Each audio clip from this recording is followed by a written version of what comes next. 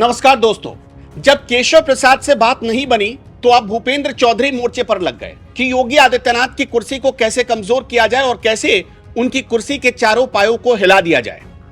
हम ये क्यों कह रहे हैं आपको अगले 3-4 मिनट में बिल्कुल क्लियर हो जाएगा।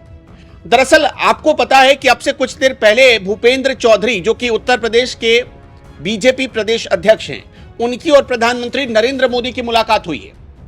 उससे पहले जेपी नड्डा से मुलाकात हो चुकी थी, अमित शाह से मुलाकात हो चुकी थी, और ये मुलाकात जो 2-3 दिनों में ये 3 बड़े नेताओं से, यानी टॉप लेवल के 3 बड़े नेताओं से जो मुलाकात हुई है, आखिर इस मुलाकात के पीछे वजह क्या है।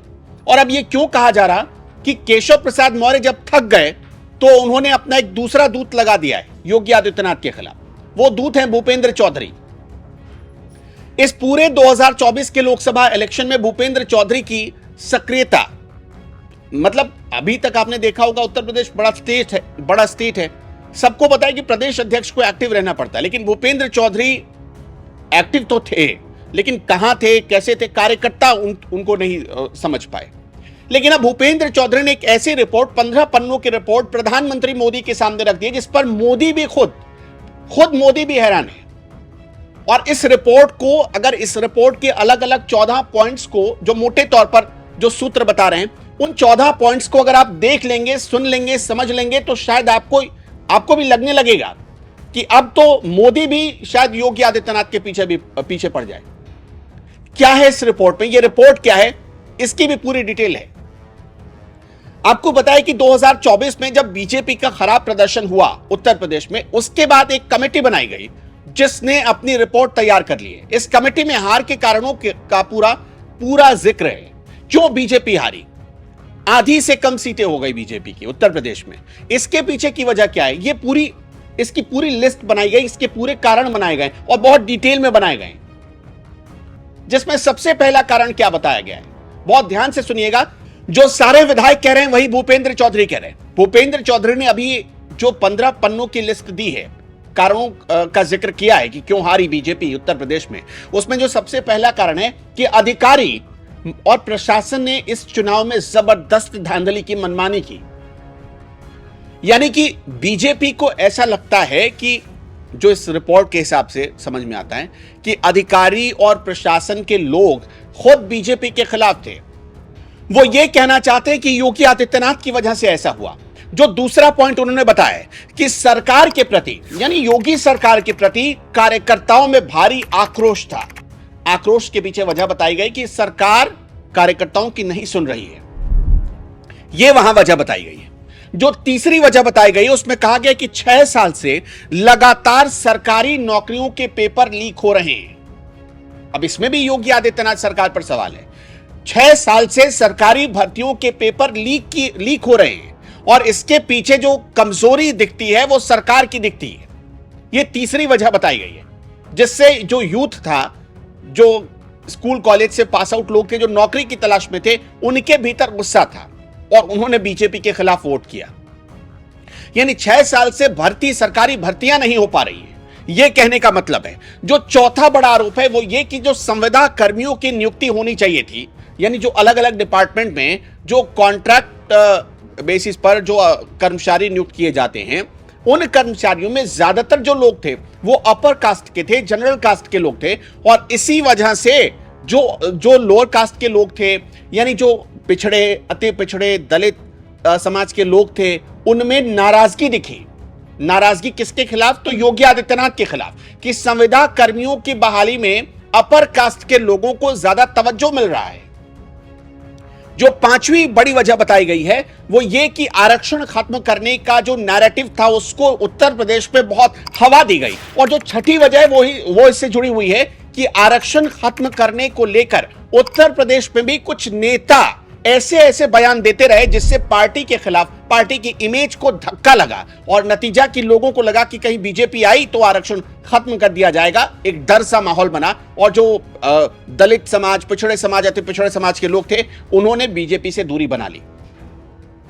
एक जो वजह सामने आई है वो गुजरात से उसका कनेक्शन है। राजपूत समाज के लोगों की नाराजगी थी और इस नाराजगी को जो उत्तर प्रदेश नेतृत्व था उसने कंट्रोल करने में नाकामी ही हासिल की, मतलब कि वो कंट्रोल नहीं कर पाए। इस वजह से ये गुस्सा वोटों में दिखा। वोट जो बीजेपी को राजपूत समाज करता था वो वहां से छिटक गया। अब जो आठवीं वजह बताई गई है, आठवीं वजह बहुत ध्यान से समझिएगा, उसमें भी योगी सरकार पर सवाल उठे हैं, लेकिन इसके साथ साथ उसमें दिल्ली पर भी सवाल।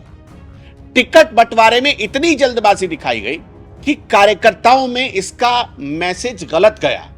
कार्यकर्ताओं को लगा कि पार्टी शायद जल्दी में है। इसी पर आगाह किया था उत्तर प्रदेश ने, योगी आदित्यनाथ ने दिल्ली को। आप जानकर हैरान हो जाएंगे कि सिर्फ 8 मिनट के डिस्कशन में, 8 मिनट के डिस्कशन में करीब 40 टिकटें फाइनल कर दी गई थी उत्तर प्रदेश के उम्मीदवारों की। 8 मिनट सिर्फ चर्चा हुई और 40 टिकट फाइनल कर दिए गए। उत्तर प्रदेश में यह तो हालत थी बीजेपी की। नतीजा की आपके सामने है, बीजेपी की क्या स्थिति रह गई उत्तर प्रदेश में, और अब योगी आदित्यनाथ पर सारा ठिकरा जा रहा है।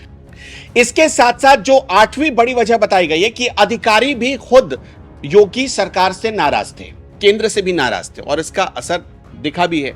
कई बार आप जब देखेंगे तो जो बैलेट बॉक्स खोलते हैं उसमें भी इसका असर दिखा। अब नाराजगी किस बात को लेकर थी? जो पुरानी पेंशन स्कीम को खत्म किया गया, उस बात को लेकर सरकारी अधिकारी और कर्मचारी नाराज थे और उन्होंने भी सरकार को, बीजेपी को वोट नहीं किया है या सरकार के काम पर मुहर नहीं लगाई। एक जो और बड़ी वजह आई है वो ये कि पूरे उत्तर प्रदेश में करीब 40,000 बीजेपी के हार्डकोर कार्यकर्ताओं का नाम वोटर लिस्ट से गायब कर दिया गया। ये तो चुनाव के दौरान भी दिखा था कि कई मंत्रियों के नाम गायब थे, कई विधायकों के नाम गायब हो गए थे वोटर लिस्ट से। ऐसी इस रिपोर्ट में जानकारी दी गई है कि 40,000 बीजेपी के हार्डकोर कार्यकर्ताओं का नाम वोटर लिस्ट से गायब कर दिया गया था और इसी वजह से बीजेपी उत्तर प्रदेश में अच्छा नहीं कर पाई। जो 12वीं वजह बताई गई है उसमें कि गैर यादव वोटर्स, जो पहले बीजेपी के साथ मजबूती से खड़ा रहता था, जो गैर यादव वोटर्स था, उस वोटर ने इस बार वोट ही नहीं डाला है। बहुत कम वोट पड़े हैं। उनमें नाम भी बताया गया जैसे कुर्मी, कोयरी, शाक्य, लोधी, मौर्य, इन जातियों के जो लोग थे वो थोड़ा इस चुनाव में सुस्त पड़ गए और नतीजा ये रहा कि वो पोलिंग बूथ तक नहीं पहुंचे, उन्होंने अपना वोट नहीं डाला और जब वोट नहीं डाला तो बीजेपी को इसका नुकसान उठाना पड़ा। और जो यादव कम्युनिटी के वोटर्स थे उन्होंने जबरदस्त वोट डाला और उनका वोट एक तरफा पड़ा है।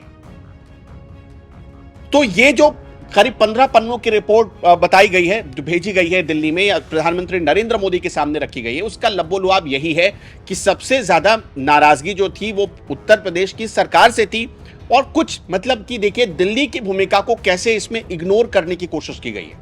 लेकिन आपको बता देते हैं, हमने थोड़ी देर पहले आपको इसकी जानकारी दी थी कि 8 मिनट में 40-42 टिकटों को फाइनल कर दिया गया था।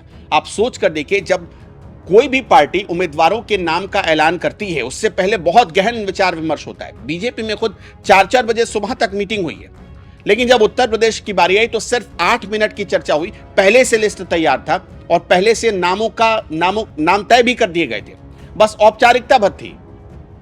सामने जो प्रदेश प्रभारी थे उन्होंने मीटिंग में उन नामों को रखा, पूरी लिस्ट गई, हाँ ठीक है आप इसे ओके कर दीजिए। इस हिसाब की चर्चा हुई है, ऐसी जानकारी मिल रही है।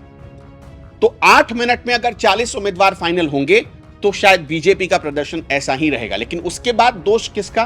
तो योगी आदित्यनाथ का दिया जा रहा है। आपके हिसाब से जो ये पॉइंट्स बताए गए हैं, इन पॉइंट्स में योगी आदित्यनाथ की क्या भूमिका आपको नजर आती है और उत्तर प्रदेश में बीजेपी की हार के पीछे क्या योगी जिम्मेदार है? आपको क्या लगता है? हमें कमेंट में जरूर बताइएगा।